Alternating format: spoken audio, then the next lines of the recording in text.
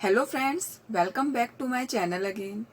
जैसे कि आपको पता है, हम दिसंबर 2019 का क्वेश्चन पेपर डिस्कस कर रहे थे जो इस बार एग्जाम के अंदर आया था कॉमर्स का। इसमें से हमने स्टैटिस्टिक्स के जितने भी क्वेश्चन थे जो दिसंबर 2019 के एग्जाम में आए थे वो सारे हमने डिस्कस कर लिए थे। आज हम करेंगे फाइनेंशियल मैनेजमेंट के क्वेश्चन। कुछ क्वेश्चन हम इस वीडियो में डिस्कस करेंगे फाइनेंशियल मैनेजमेंट के, और कुछ क्वेश्चन नेक्स्ट वीडियो में डिस्कस करेंगे। अगर आपको वीडियो अच्छा लगे तो वीडियो को लाइक, शेयर और सब्सक्राइब है वो जरूर कर देना। Okay, let's we start. First question कहता है कि if the risk free return is 6%, risk free return कितना दे रखा है? 6% दे रखा है। बीटा वैल्यू कितनी दे रखी है? 1.5, ठीक है। And market rate of return कितना दे रखा है? 10% है।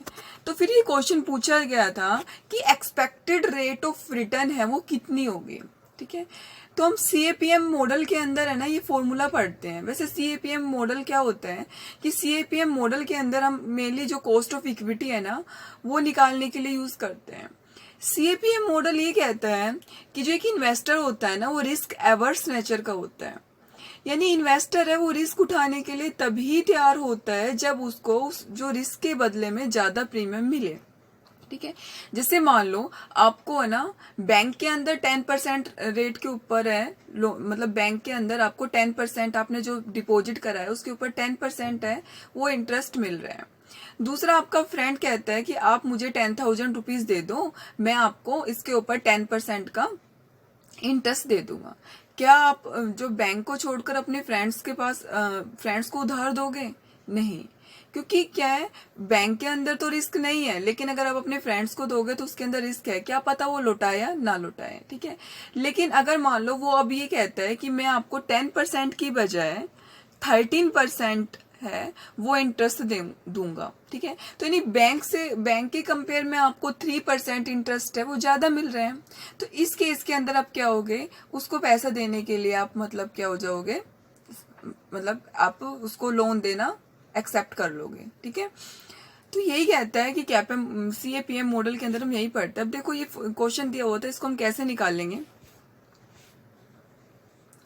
देखो यहाँ पर क्या है, इक्विटी की कैसे निकाल रहे हैं return, risk free return plus beta return on market portfolio minus risk free return.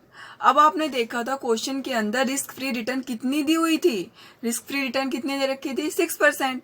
यानी 6% का मतलब कितना हो गया? 0.06 हो गया ना, है ना। तो इसका मतलब क्या हो गया, रिस्क फ्री रिटर्न कितनी होगी? 0.06%।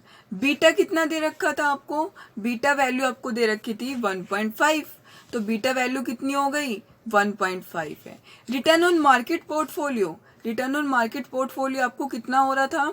10% है। तो 10% का मतलब कितना हो गया? 10% का मतलब हो गया 0.10% हो गया, ठीक है। उसके बाद और रिस्क फ्री रिटर्न कितनी थी आपके पास? 0.066% थी, तो 6/100 यानी 0.06 हो गई। अब इसको हमने क्या करा, निकाला 0.06, फिर इसको हमने जो सोल्व कर दिया, तो उसके बाद हमने देखा कि हमारे जो आंसर कितना आ गया? 12% आ गया। तो यही क्या है, इस क्वेश्चन का आंसर है, ठीक है। इसमें यही पूछा था कि एक्सपेक्टेड रेट ऑफ रिटर्न कितनी होगी, तो एक्सपेक्टेड रेट ऑफ रिटर्न कितनी हो गई आपकी? 12% है। Okay, next question.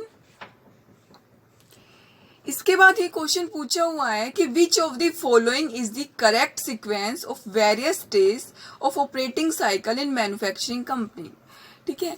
ये कहता है कि जो ऑपरेटिंग साइकिल होता है मैन्युफैक्चरिंग कंपनी के लिए उसमें से कौन सी है वो करेक्ट स्टेज है, ठीक है। तो फर्स्ट इसमें दे रखा है, पहले आप रॉ मटेरियल से आप वर्क इन प्रोग्रेस में कन्वर्ट करोगे, और वर्क इन प्रोग्रेस से फिनिश गुड्स में, और देन रिसीवेबल कन्वर्जन पीरियड में, ठीक है। वैसे आंसर यही है। नेक्स्ट क्या कह रहा है कि रॉ मटेरियल से वर्क इन प्रोग्रेस से फिर क्रेडिटर पेमेंट पीरियड, फिर रिसीवेबल कन्वर्जन पीरियड, ये रॉन्ग है। इसके बाद पूछ रहे हैं कि क्रेडिटर पेमेंट पीरियड फिर रॉ मटेरियल कन्वर्जन पीरियड, ये भी रॉन्ग है आपका, ठीक है। तो आपका आंसर ये है। अब देखो कैसे, ये है आपका ऑपरेटिंग साइकिल, ठीक है। जैसे मान लो आप है, आपने कैश से क्या रॉ मटेरियल है वो परचेज किया, ठीक है। वर्किंग कैपिटल मैनेजमेंट में हम पढ़ते हैं ऑपरेटिंग साइकिल पीरियड के बारे में। आपने रॉ मटेरियल है वो परचेज किया, ठीक है। अब आपको रॉ मटेरियल से वर्क इन प्रोग्रेस है उस पे जाने के अंदर मान लो आपको 20 डेज है वो लग गए, ठीक है। रॉ मटेरियल से आपको जो वर्क इन प्रोग्रेस बनाने के अंदर जो, ठीक है, उसके अंदर आपको मान लो 20 डेज लग गए, और वर्क इन प्रोग्रेस से फिनिश गुड्स बनाने के अंदर आपको मान लो लग गए 30 डेज, ठीक है। और उसके बाद आपने क्या करा, जो माल है वो बेच दिया, ठीक है। आपने मान लो जिनको क्रेडिट सेल्स की, अब मान लो उनसे आपको पैसा रिकवर करने में, रिसीवेबल कह लो या जो डेटर कह लो, उनको उनसे आपको पैसा रिकवर करने में कितना दिन लग गया, मान लो 45 डेज लग गए। तो यहाँ पर ऑपरेटिंग साइकिल अगर आप देखो तो कितने दिन का हो गया, 40 ले लो, ठीक है। तो 40 ले लो तो कितना हो गया, ठीक है। तो 90 डेज का जो आपका ऑपरेटिंग साइकिल पीरियड हो गया। तो इस दौरान आपको क्या होगा, अब देखो आपको मतलब आपने देखा कि रॉ मटेरियल से आपको दोबारा कैश कन्वर्जन करने के अंदर आपको अबाउट 90 डेज है ना वो लग गए। तो इस दौरान आपको क्या है, कैश की जरूरत होगी, मतलब आपको किसकी जरूरत होगी, वर्किंग कैपिटल की जरूरत होगी। तो यानी हम यहाँ पर ये देखते हैं कि जितना बड़ा ऑपरेटिंग साइकिल होता है ना उतनी ही ज्यादा हमें वर्किंग कैपिटल की जरूरत होती है, ठीक है। क्योंकि इस दौरान आपको day to day operating activity करने के लिए, ऑपरेशनल एक्टिविटी करने के लिए आपको वर्किंग कैपिटल की जरूरत होगी। तो जितना बड़ा ऑपरेटिंग साइकिल पीरियड होता है उतनी ज्यादा हमें वर्किंग कैपिटल की जरूरत होती है। वैसे सिंपल इसमें तो ये क्वेश्चन पूछा गया था कि इसमें से कौन सा सीक्वेंस है वो सही है, तो यही सीक्वेंस सही है, ठीक है। पहले आप कैसे रॉ मटेरियल परचेज करोगे, रॉ मटेरियल से सेमी फिनिश गुड्स बनाओगे, सेमी फिनिश गुड्स के बाद आप फिनिश गुड्स बनाओगे, उसके बाद आप किनको बेच दोगे, डेटर्स वगैरह को, ठीक है। डेटर्स है जिनको, डेटर्स कौन होते हैं, जिनको हम क्रेडिट सेल्स करते हैं, ठीक है, उनको बेच दोगे, और उसके बाद क्या करोगे, उनसे पैसा है वो रिकवर करोगे, ठीक है। तो ये आपका क्या है, करेक्ट सीक्वेंस है।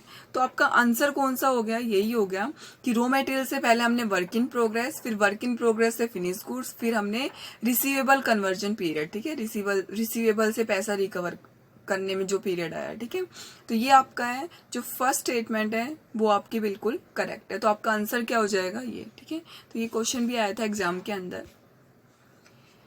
नेक्स्ट क्वेश्चन कह रहा है कि which of the following is not a method of calculating और ascertaining the amount of purchase consideration. इनमें से कौन सा मेथड नहीं है परचेज कंसिडरेशन का, ठीक है। तो देखो आप पहले ये देखो कि परचेज कंसिडरेशन के कौन कौन से मेथड होते हैं। परचेज कंसिडरेशन के कौन से मेथड होता है, लमसम मेथड, ठीक है, share exchange method, net payment method और नेट असेट्स मेथड, ठीक है। 4 मेथड होते हैं, lump sum method, share exchange method, net payment method और नेट असेट्स मेथड। अब देखो इसमें से कौन सा नहीं है, नेट पेमेंट मेथड भी है, नेट असेट्स मेथड भी है और शेयर एक्सचेंज मेथड भी है, लेकिन ग्रोस रिसिप्ट मेथड है वो नहीं है। तो आपके क्वेश्चन का आंसर क्या हो जाएगा, यही हो जाएगा कि परचेज कंसिडरेशन का जो ग्रोस रिसिप्ट मेथड है वो नहीं है।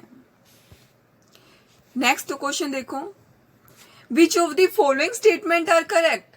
यहाँ पर ये पूछा है कि जो स्टेटमेंट दी हुई है इसमें से कौन सी स्टेटमेंट है वो बिल्कुल सही है। पहली स्टेटमेंट कहते हैं कि dividend pay out ratio refer to that portion of total earning which is distributed among equity share holder of a company. क्या डिविडेंड पे आउट रेशियो वो होता है जो कंपनी अपनी टोटल अर्निंग में से जो शेयर होल्डर्स होते हैं उनको डिस्ट्रीब्यूट कर देती है। ये तो बिल्कुल राइट है कि डिविडेंड पे आउट रेशियो का मतलब ही क्या होता है कि टोटल अर्निंग का वो पार्ट जो आप अपने शेयर होल्डर को डिस्ट्रीब्यूट कर देते हो उसको हम बोलते हैं डिविडेंड पे आउट रेशियो। फिर नेक्स्ट स्टेटमेंट कहता है birds is hand argument is given by the Gordon model. Yes, ये बिल्कुल सही है। देखो गॉर्डन मॉडल क्या था, हम इसके अंदर डिविडेंड के जो मॉडल दिए थे उनके अंदर हम पढ़ते हैं गॉर्डन मॉडल। तो गॉर्डन ने कहा था कि जो डिविडेंड डिसीजन है ना फर्म के लिए रेलिवेंट होते हैं, ठीक है। यानी जो डिविडेंड के जो बांटने या नहीं बांटने का फर्म की वैल्यू के ऊपर इम्पैक्ट पड़ता है। और गॉर्डन का कहना था जो इन्वेस्टर होते हैं ना वो रिस्क एवर्स नेचर के होते हैं, यानी वो प्रेजेंट को फ्यूचर के कंपेयर में प्राथमिकता देखते हैं, प्रेफरेंस देते हैं, प्रेजेंट को प्रेफरेंस देते हैं फ्यूचर से, ठीक है। तो उन्होंने कहा था, एक आर्गुमेंट दिया था, birds is hand is better than 2 in the Bush. यानी जो आपके हाथ में जो पक्षी है ना वो बेटर है जो 2 पक्षी जो उस पे शाखा पर बैठे हैं, ठीक है। यानी अगर मान लो आप उनको पकड़ने जाओगे तो आप हो सकता है आपके जो हाथ में वो भी आपसे छूट जाए, ठीक है। यानी इसका कहने का मतलब यही था कि जी ये क्या थे, जो परजेंट को ज्यादा प्रेफरेंस देता था, कौन, गॉर्डन, ठीक है, गॉर्डन मॉडल के अंदर है। तो ये वाला आर्ग्यूमेंट है आपका बिल्कुल सही है। उसके बाद इसने बोला MM model suggest that dividend pay out is very relevant for the value of firm. नहीं, MM अप्रोच के अकॉर्डिंग तो जो डिविडेंड डिसीजन फर्म के लिए क्या है, इरेलीवेंट है। यानी चाहे आप डिविडेंड को पे करो या ना करो, इसका फर्म की वैल्यू के ऊपर कोई इम्पैक्ट नहीं पड़ता, ठीक है। MM अप्रोच कौन सी थी, इरेलीवेंट। उन्होंने कहा था जो डिविडेंड डिसीजन क्या है, फर्म के लिए इरेलीवेंट है। वोल्टर और गॉर्डन उन्होंने तो कहा था जो डिविडेंड डिसीजन फर्म के लिए रेलिवेंट है। MM अप्रोच ने कहा था डिविडेंड डिसीजन फर्म के लिए क्या है, इरेलीवेंट है। नेक्स्ट पढ़ते हैं। Walter model suggest that dividend pay out does not affect the market value of shares. नहीं, वोल्टर ने तो ये कहा था कि डिविडेंड डिसीजन फर्म के लिए रेलिवेंट है। यानी अगर आप डिविडेंड पे करोगे या नहीं करोगे तो इसका आपकी फर्म की वैल्यू के ऊपर इम्पैक्ट पड़ेगा, ठीक है। डिविडेंड के बांटने या नहीं बांटने से फर्म की वैल्यू पर इम्पैक्ट पड़ता है। तो ये बात क्या होगी, गलत होगी, और ये वाली भी गलत होगी। तो यानी आपका आंसर क्या हो गया, ए और बी, ठीक है। ये इसने यही पूछा था इसमें से कौन सी स्टेटमेंट है वो करेक्ट है।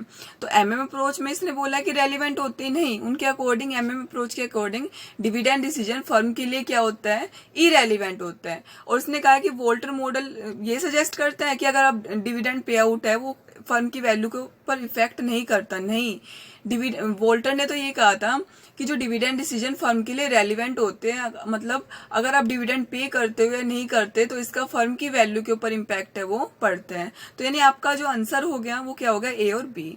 तो ये थे हमारे फाइनेंशियल मैनेजमेंट के क्वेश्चन जो दिसंबर 2019 के एग्जाम के अंदर आए थे। कुछ क्वेश्चन हमने इस वीडियो में डिस्कस कर लिए और कुछ क्वेश्चन हम नेक्स्ट वीडियो में डिस्कस करेंगे फाइनेंशियल मैनेजमेंट के ही, जो इस बार एग्जाम में पूछे गए थे। अगर आपको वीडियो अच्छी लगे तो वीडियो को लाइक, शेयर और सब्सक्राइब है वो जरूर कर देना। Okay, thank you.